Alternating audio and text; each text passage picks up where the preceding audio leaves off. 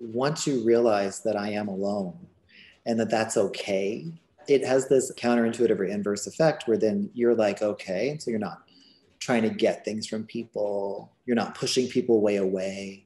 And so then you start getting closer to other people. Dala asked, you acquire things, not people, then what do you do with people?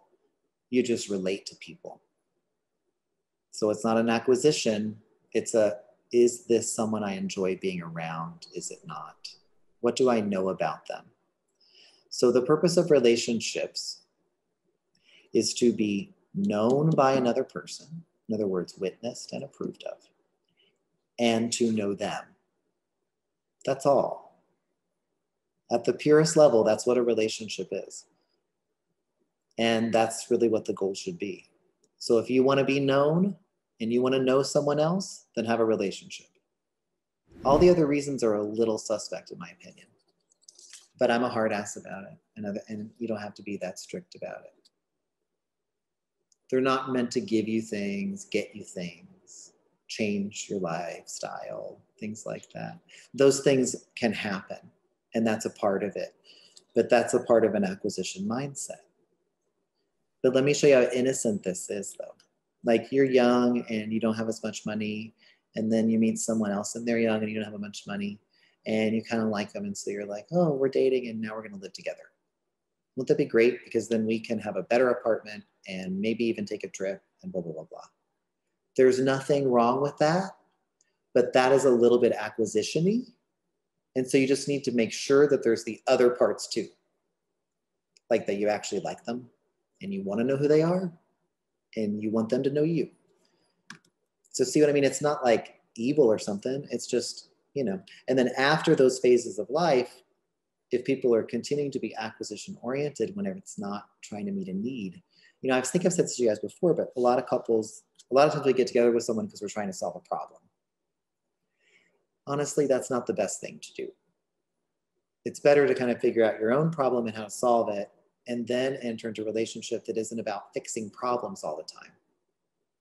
Again, it's just my opinion, and it's a pretty hard edge opinion, but it is what I've seen to be true, and it is what I understand relationships to be.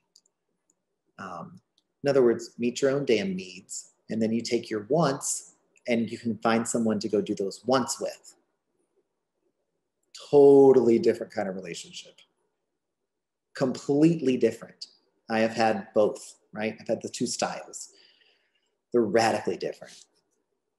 So I don't want to fix a bunch of problems all the time. I do that with my work, and I'm paid for that. That's not a relationship, right? I have a relationship with each one of you, actually, but it's a professional exchange. I don't want that at home.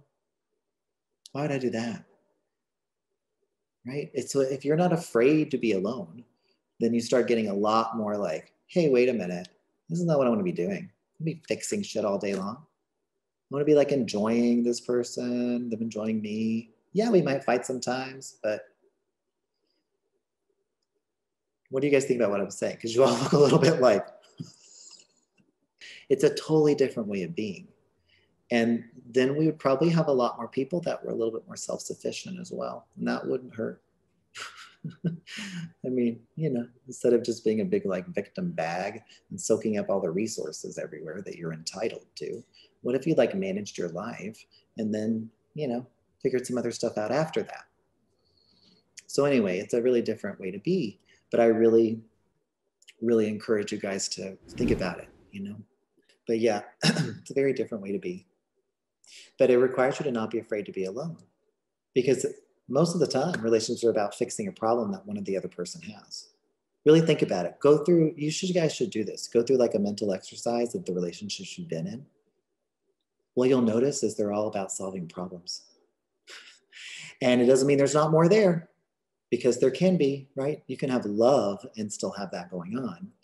But it's really fascinating for most people. If you go through like the people and you're like, oh yeah, oh yeah, oh yeah. Like it happens really quick. Like you're like, oh my God, this is all I've been doing. And I think that's a relationship. Wait a minute, maybe that's not it. Maybe it's this other weirder thing that Prince said. I don't know, but maybe. And so it's kind of like very different. But everyone's so terrified of being alone. Just terrified of it. Terrified. They do crazy things to not be alone.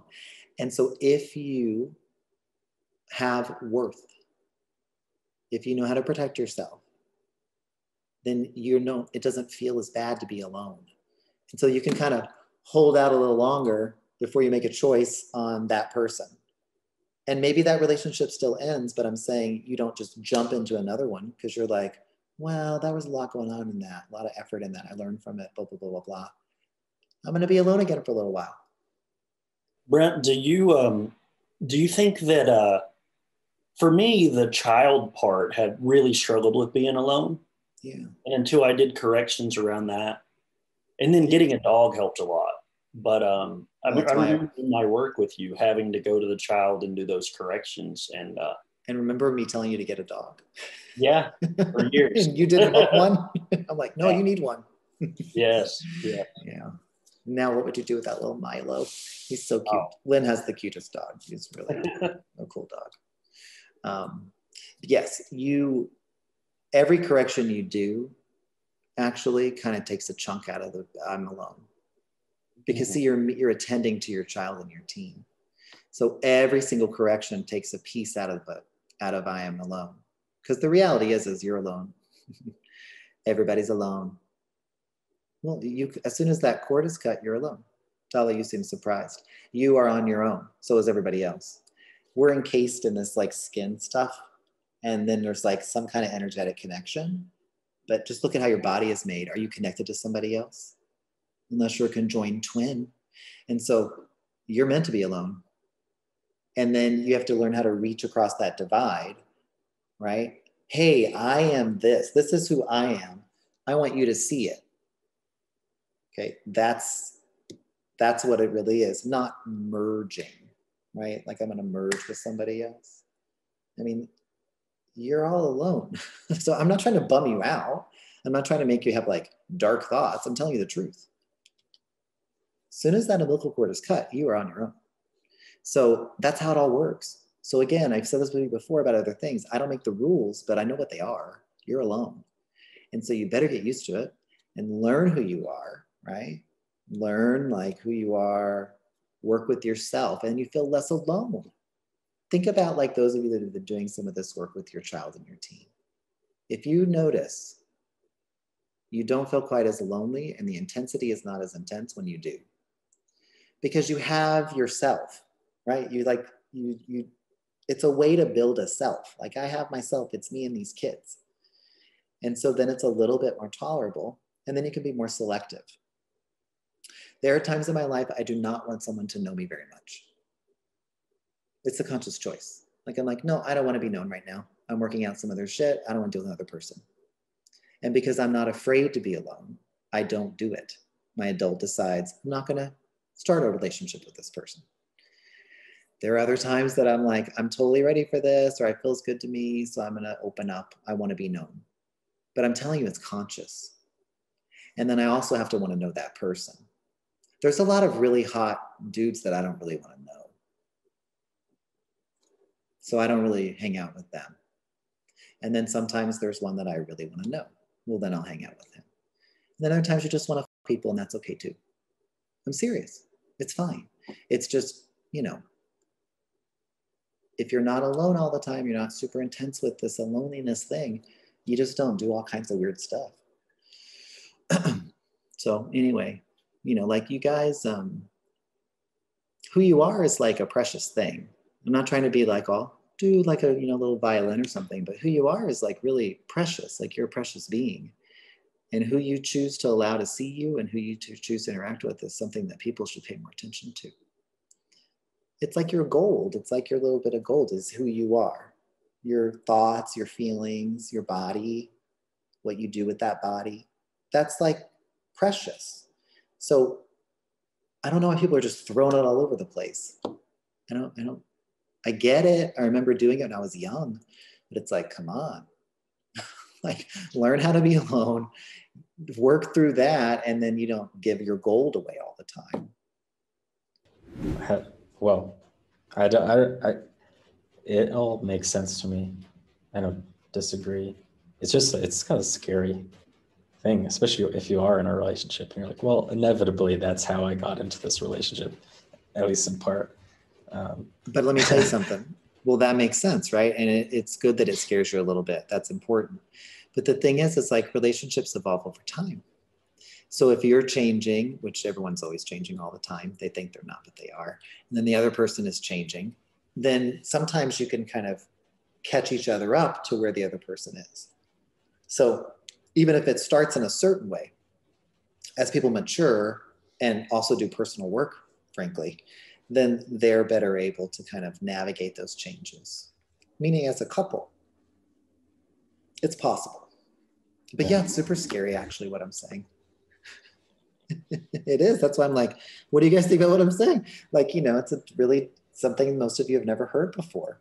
It's never talked about. I mean, I don't know anybody else that even talks about it, to be honest with you. Not really. Not like that. Yeah. So. Well, because another thing that came to me when you were saying that was like the idea that we are alone makes sense to me, but I don't know, not the best way to describe this community of people, but like meditation, trauma informed people. Mm-hmm. There's a desire or like an ethos among them that we should always try to be, that we are deeply connected and we should try to be more so. Mm-hmm. And you are. See, that's like the irony of all of it. It's like, once you realize that I am alone and that that's okay, it has this like almost counterintuitive or inverse effect where then you're like, okay. And so you're not trying to get things from people. You're not pushing people way away. And so then you start getting closer to other people. So like, I want you to know, I'm not saying like that you're not all connected. Yeah. But you do have an individual form and you have a soul in there. It's all crammed down in this skin thing. And like, that's who you are. And then we kind of move around and see other people's souls or whatever, right? Other people's thoughts and feelings. So it leads to more connection whenever you manage yourself. It's counterintuitive. Yeah, but it is because I don't need anything from you, right?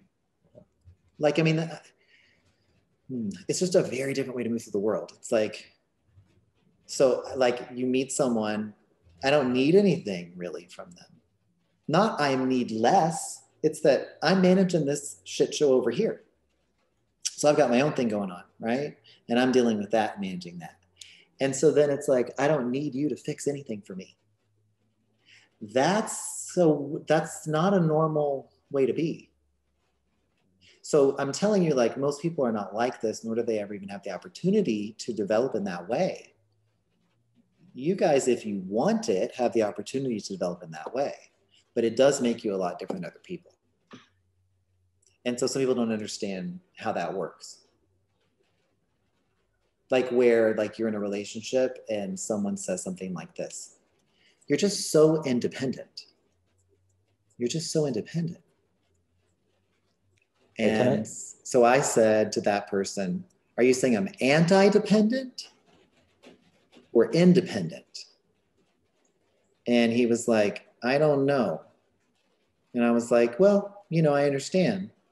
But that individual thought a relationship was all about fixing my feelings and stuffs like that. And I'm like, no, I don't do that. I manage my own feelings and then I'm happy to share them with you, but I don't do this thing. Well, how he's doing it is how most people do it. So just double-edged sword. It kind of makes you a little different. But then you have options. You can drop into that if you want, although I don't recommend it. or you can find someone else who also manages themselves too. That's harder to do.